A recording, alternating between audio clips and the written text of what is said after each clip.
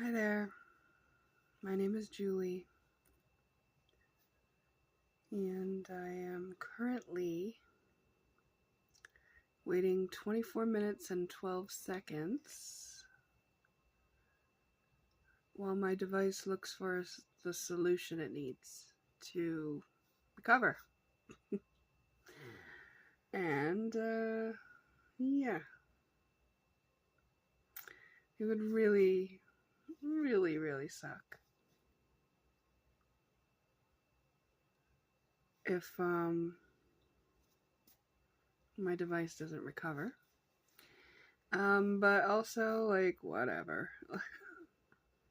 I have faith that whatever's supposed to happen will happen, and it's kind of symbolic, right? About, like, just letting go of the past kind of thing, you know?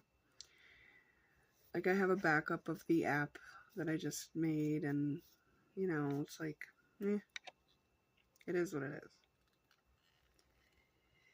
Let's do a reading.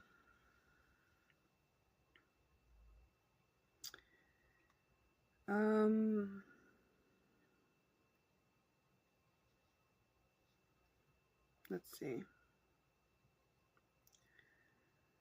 I was thinking about this. Here's my wisdom gained on unconditional love and unrequited love, really. So I was at my brother's house the other day, and as I was leaving, I asked my niece if I could give her a hug. And she sort of turned around as we were about to hug, and then made it so I could hug her back. And her mom said, "Hey, you know, that's not how you give a hug," or whatever. And I was like, "Oh, it's okay. I was just wanting to give her a hug, and I can give her a hug this way." And I said, "Love is where you go to give, not get." And her mom said, "No, love is give and take." And I was like, I guess I'll agree with you if you say give and receive. And she said yes. So that was like as I was leaving out the door, right? So just a little light, you know, banter. And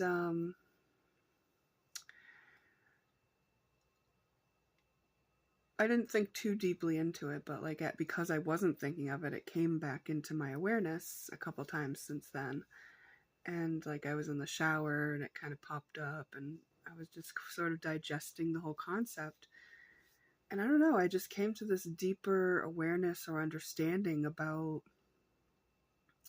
how love really is where you go to give, not get. That yes, when you are in a relationship, that you may want to make terms of give and receive. But really that has nothing to do with love, because one of the things I've learned is that love is not enough for a relationship, right? Just because you love somebody doesn't mean you can be in a relationship with them, right? So in terms of relationship that's successful and healthy, and two people growing and learning are going to want to give and receive. That seems logical to me. That makes sense energetically to me. But when it comes to love, I believe it was Tony Robbins who said, "Love is where you go to give, not get." I may have been him, but I'm not totally sure. But I think it was him. And, you know, I think I understood it on one level, but just yesterday or today, whenever it was that I was processing this, I understood it on such a deeper level. Because what I realized is, oh, like, when we give our love, it's coming from an overflow. Love can never run out.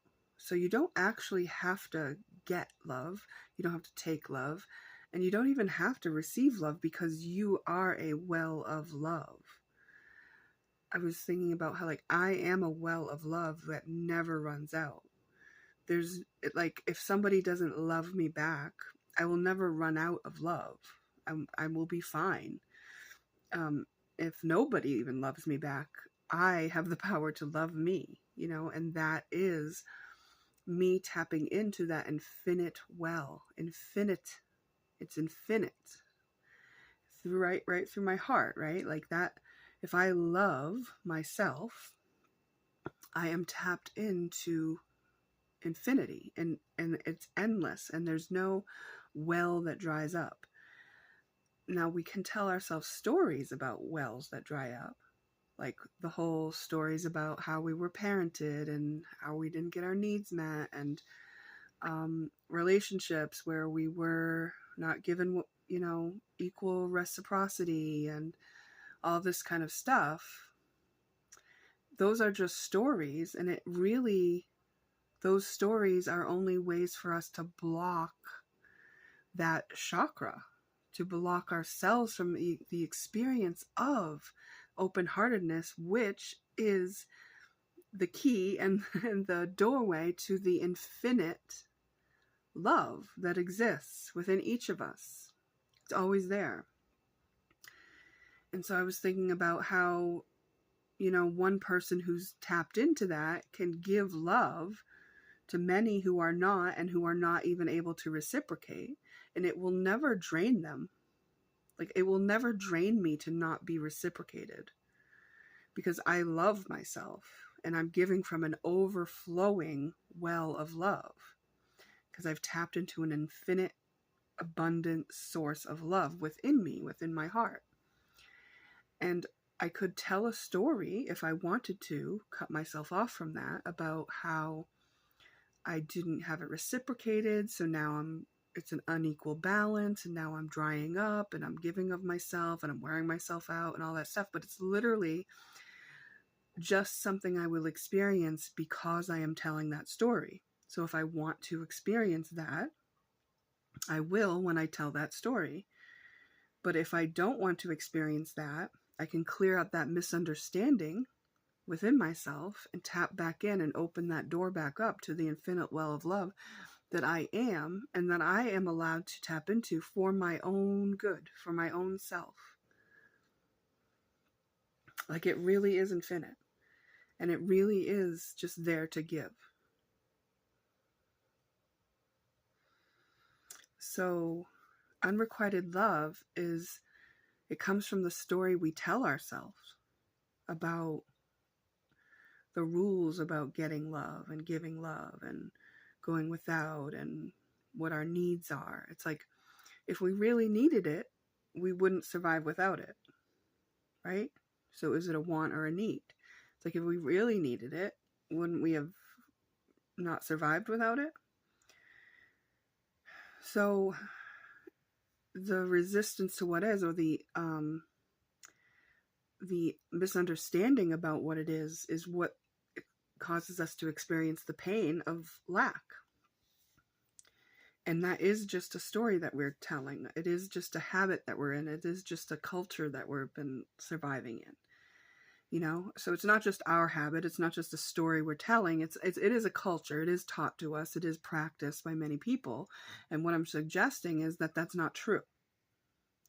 That it is not true that I grew up without love, or, that I have never been loved. I mean, it's true that I had the story and the experience of not loving myself, and that didn't feel very good.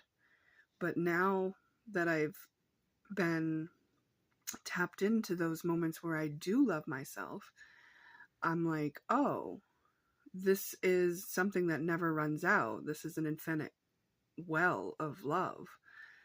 And so the only times I'm not experiencing it is when I'm reliving one of those patterns of story or thought or behavior or culture that tell me that I am not loved, or that I am not lovable. And sometimes those are things that we believe because someone else said it, or a lot of people said it, or behaviors that we've come to expect of people that mean that they love us, when that's not really what that means. Someone's behavior doesn't mean they love you, because different people can behave in different ways depending on how they think, feel, behave, and, be in life. And love just is. Like, it's not like, prove it to me. I think love, this is not to say that you don't take action when you're in love and that you don't do certain behaviors, but like, those have more to do with the agreements that we make about being in relationship with others. Like, I agree to show up this way. You agree to show up this way, so we can count on each other, so we can form an interdependence based around those agreements that we've made. But it never changes and cannot change that well of love within each of us. And really, the people that I want to be in relationship with long term, ongoing, are people who are tapping into that for themselves, because those are the people that I can be inspired by. Those are the people that have something to fill their own well with and then give from their overflow. So they'll never fall into that that drama triangle of victim, savior, rescue, victim, savior, persecutor. They'll never fall into that. Like, when they're giving to me, expecting from me. It'll just be something where we're meeting on the plane of like unconditional love, which is like two open hearts that fill up their own cup and give from that overflow. And that is that's true love. That's what true love is. True love isn't like this romantic concept. Romantic concepts really and truly are experienced on the premise of stories. And yes, those stories can make us feel good. Just like a story can make us feel bad, a story can make us feel good. We exist more on a neutral place, And yeah, I'm not saying it's bad or wrong to tell the stories and live them out either. Like, that's what we're each here to do as souls. The stories and experiences that we're having around love and everything else are stories and experiences that we came to have. We're learning something from it, So,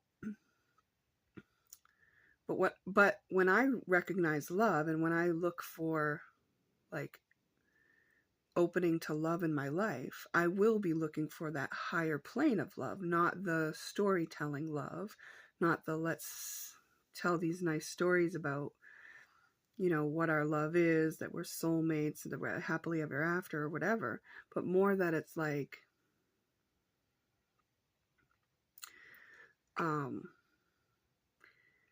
two people tapped into their infinite well of love who are giving from their overflow.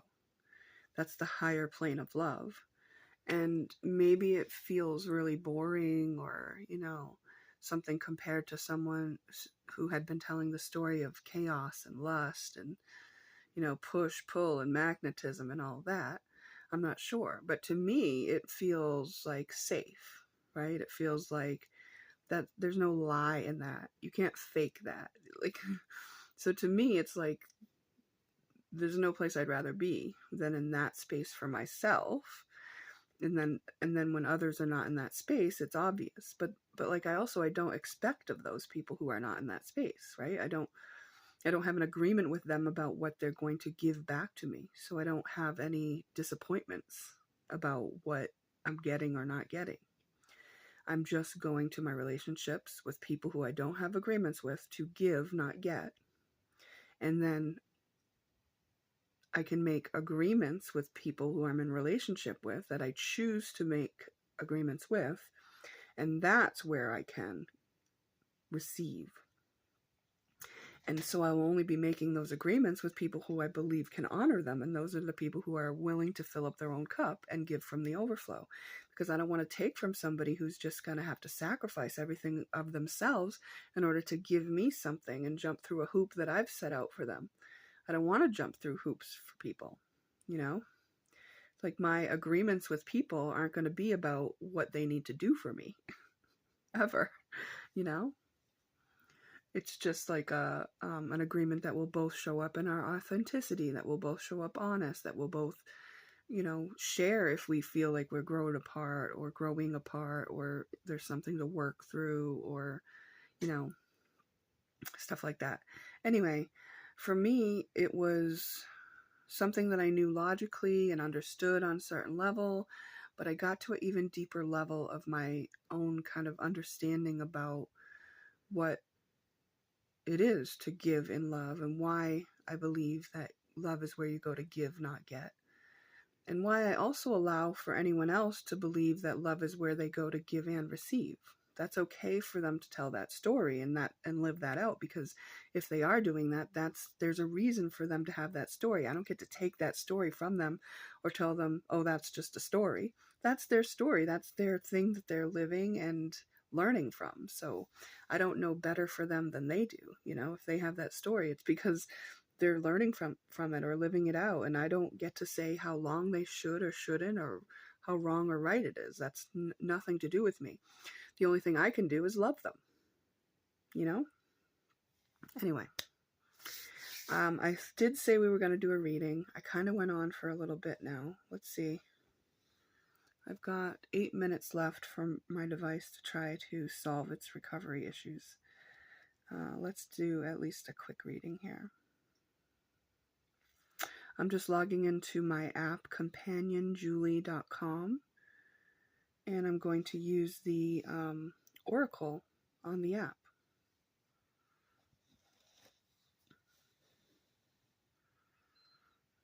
As soon as it logs me in.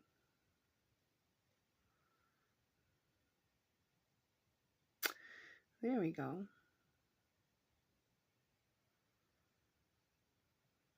So I digitized all of the decks that I made, and they're mostly Oracle cards here. Actually, there's no tarot. I do have a handmade tarot deck. I might add it someday, but for now, I just added oracles. So let's do the astrology oracle, a quick reading to wrap up, which might tie into what I've shared here about love. We'll see. Heart of the matter, Aquarius. Influencing on a practical level, angel.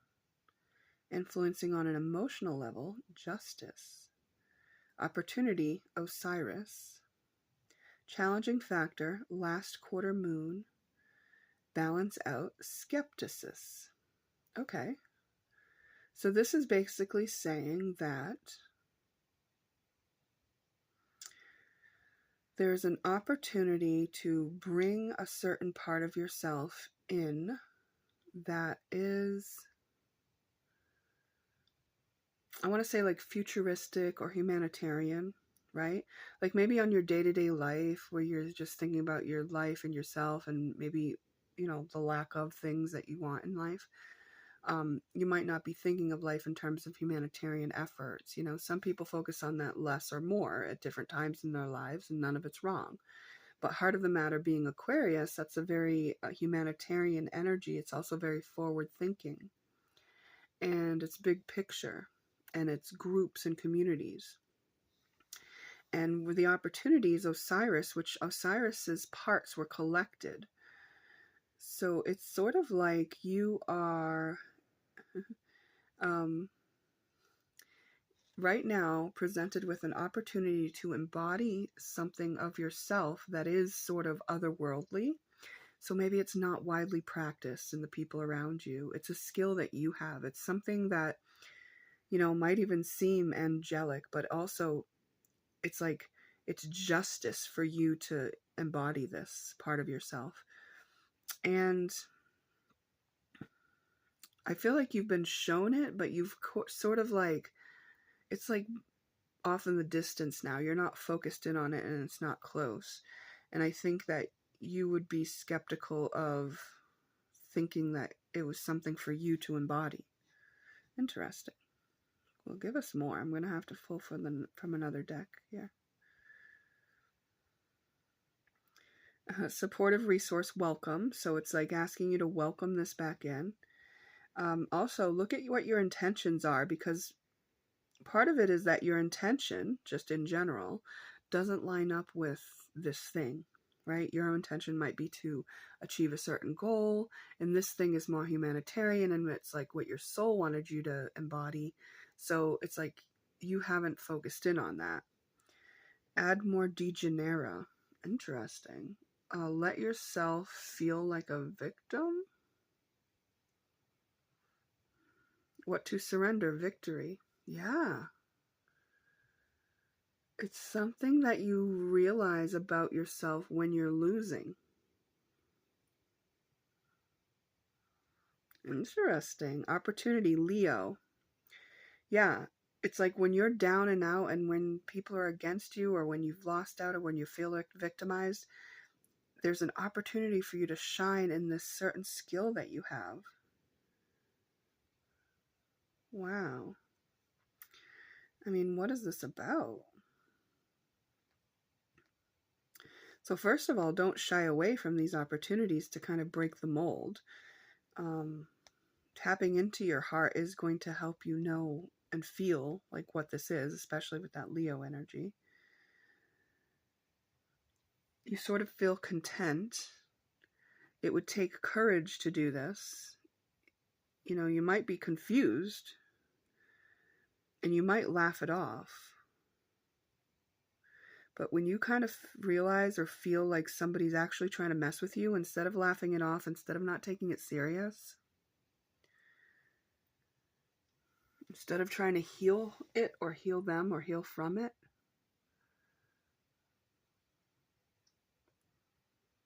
there's some skill that you're realizing in yourself that has to do, that comes into play when you are being interfered with.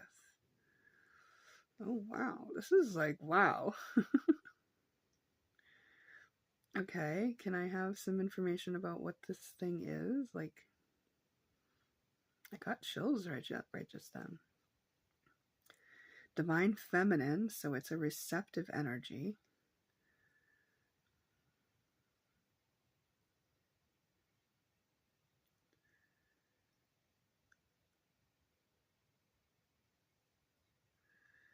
Don't be trying to reunite with certain people. Don't be trying to reunite with certain people. Embrace being alone if you are alone, or just having alone time. Do self-care. It's like you're going through something rough because you're a diamond and you're getting like buffed out, kind of, you know? Interesting. I mean, this is different from a lot of readings that I do, but let's see what it says about your self-care, because it did mention that. You're doing well with saving money. Add more clothing. Interesting. Make sure you're dressing appropriately for the weather, and don't just keep forgiving people who have wronged you. Like, let yourself feel separate from them. Notice the separation between you and them and the differences between how you'd act and how they'd act, and just like, instead of trying to see the situation for what you want it to be, expected it to be, wish it was, look at it for what it is. Just like let the truth of it impress upon you instead of you impressing your will on it.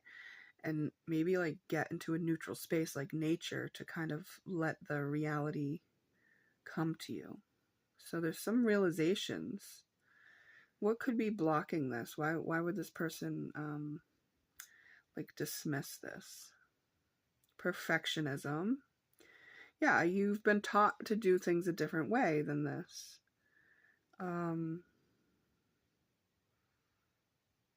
Abuse of authority is influencing the outcome. Lighter influence is self-sabotage. So they're sabotaging you, but you're also sabotaging you. You've already paid your debt in this. And the fact that your heart is blocked means that the solutions that are coming to you for this are precisely the things that you need to heal. It's like you'll see this through the wound that you have when you allow yourself to look at it and be like, yeah, I've been wounded by this. Let yourself see it through the lens of the wound.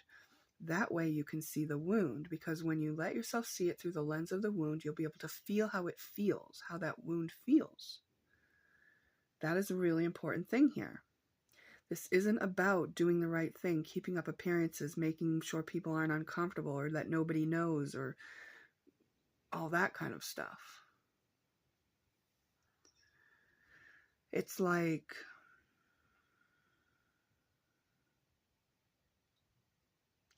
all right, I'm going to use this as an example. See, with my laptop here, it just tried to do its solution thing. It says it can't connect to the network.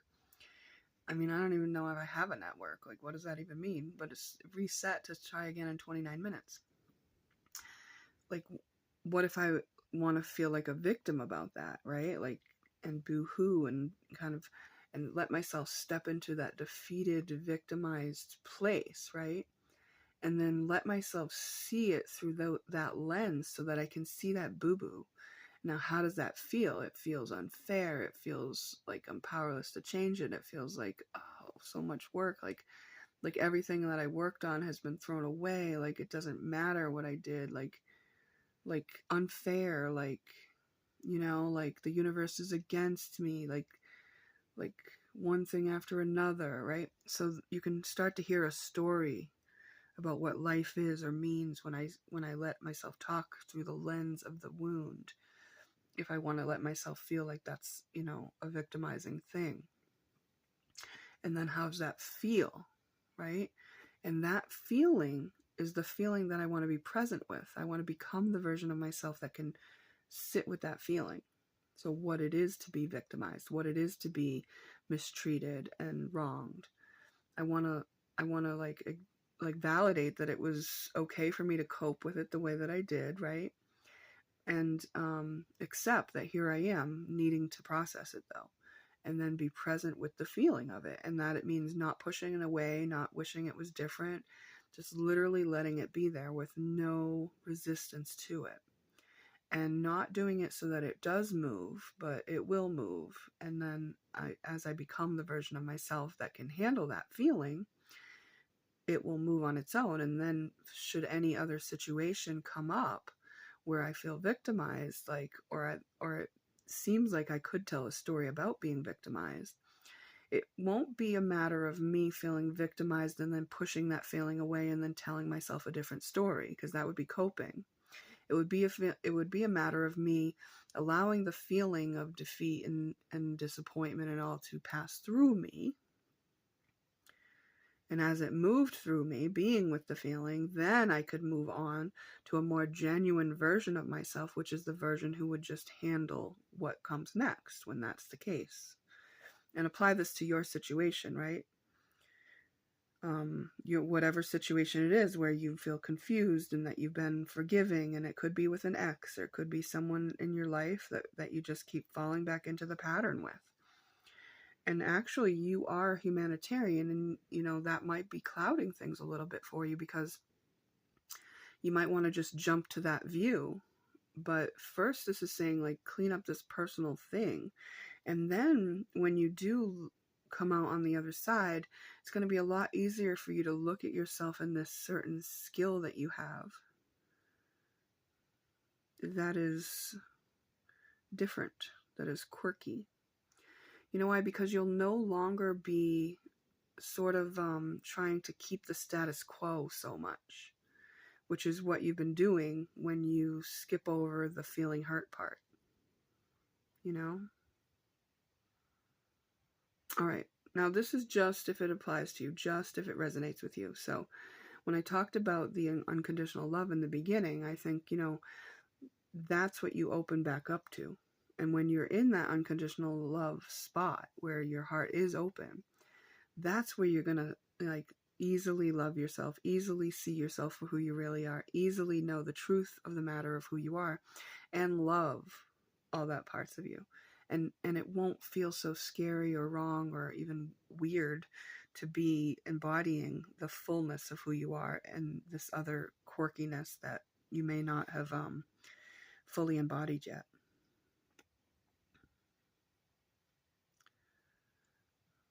That actually lets you shine. So it's like you've been trying to win in image, but this other way would actually um, make you shine from within, and it would just shine out. And like you could, have you ever met somebody that's so charismatic, but they don't really have a lot going on in their life that would be impressive to society, but they're so charming and funny, and or you even could find them very handsome or beautiful just because they're so charismatic? Has that ever happened to you? Have you ever met somebody like that? Because I have met people like that, where it's like, wow, like I can think of a particular man. He, like, this is earlier on before I had lost teeth and stuff, but he had no teeth, and he was so charming and so charismatic and just so easy to love and feel attracted to as well, because he had this charisma. And that, what that was that he was allowing like an authentic version of himself to be out, right? And that is attractive. That's magnetic, because nothing in his upbringing or in his stories that he was telling squashed that in him, or he had just learned not to squash that in himself. He just never told that story. He had sort of come up into adulthood somehow with that preserved. So anyway, what I'm saying is, like, the more true, authentic version of you, even though quirky, doesn't lose all, respect or sense of victory in life. It just looks different or feels different, and it comes in a more authentic way because you've been able to embody the more authentic, true version of who you are. Why? Because you're what you're doing is giving true love a chance. True love is loving yourself through the ups and downs, the quirks and the fears, the parts where you felt victimized and the parts where you victimized others. It's your job to love all those parts of yourself that are capable of all that, instead of just trying to get away with this like squeaky clean image. It sucks to realize we tell ourselves a story that says we have to be this way in order to be liked by that person, and it's true. Some people do only present us one role that we're allowed to be in if we're in their life, and it's an unwritten agreement, and it's like, that you've got to act like that to be in their life, to be accepted by them. Maybe it's because they talk crap behind other people's back who don't act like that, or however you come to know that, you just know. Maybe you understand what I'm saying, but it's just an example of how it's like so much more free and loving to be the version of ourselves that is authentic and that has loved all of our own quirks and so-called flaws, even if other people don't accept them. That unrequited love isn't real because we are able to tap into an infinite well of love. We don't need their love. Like, we have all the love. It's infinite. It's a well. They could tap into it for themselves too if they wanted to. And if they are trying to control other people or get other people to act in certain ways to be accepted, they have not tapped into the well. Because you don't do that to people when you tap into the well. It's just natural to be accepting and loving of others. Anyway, as we all have these things to learn in life and stories to live out, like, it's not always possible to stay in that place, if we're still in process of learning something. So I feel like love the process as well, and then bounce back into that place of tapping into that infinite well as often as you can. Stay there as long as you can, and then learn your lesson where you have to and go back into that well, and just don't forget that the well exists. Keep opening that door and getting yourself more acquainted with it and more comfortable with the authentic version of yourself and the lens that you get to see life through when you are standing with that door open. What do you think? I'd love to know.